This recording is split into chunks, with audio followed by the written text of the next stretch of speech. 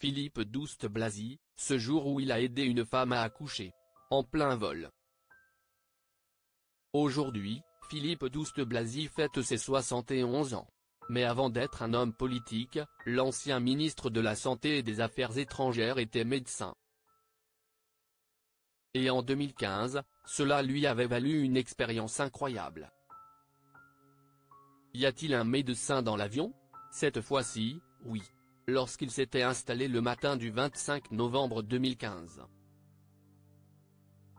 À bord du vol Air France AF559 en provenance de N'Djamena, Tchad, et à destination de Paris, le professeur Philippe Douste-Blazy ne se doutait pas de ce qui l'attendait.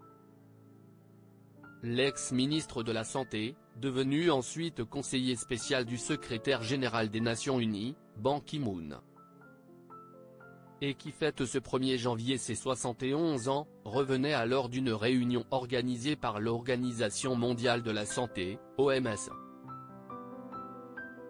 Le vol se déroulait parfaitement jusqu'à l'entrée de l'avion dans l'espace aérien algérien. Moment où, à 2 heures de l'arrivée à Paris, une femme enceinte montrait tous les signes d'un accouchement imminent. S'il a été plusieurs fois maire et ministre dans sa carrière, Philippe Douste-Blazy est avant tout médecin. Plus cardiologue comme sage-femme, certes, mais médecin tout de même.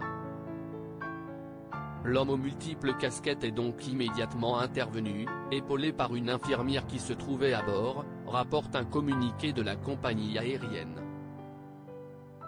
L'accouchement s'est déroulé sans encombre, la femme enceinte ayant donné naissance à une petite fille qui, contrairement à ce que l'on pourrait penser, ne bénéficia pas de billets à vie sur les vols Air France. C'est une légende urbaine, précisait alors la porte-parole de la compagnie aérienne au site Slate. Que devient-il? Après une carrière florissante en politique, qui a failli reprendre en 2020 avec sa candidature aux élections municipales sur la liste de Daniel Giazi, et son soutien à Didier Raoult, l'ancien ministre s'est tourné vers le privé. En effet, au début du mois de janvier 2022, il entrait au capital d'Alogia Group. Pour ma première expérience dans le privé, je voulais que cela ait du sens et j'aime bien l'idée d'être dans un secteur d'avenir, justifiait-il, selon la Tribune. L'entreprise girondine est spécialisée dans le maintien des personnes âgées à domicile via des actions préventives d'ergothérapie et d'aménagement des logements.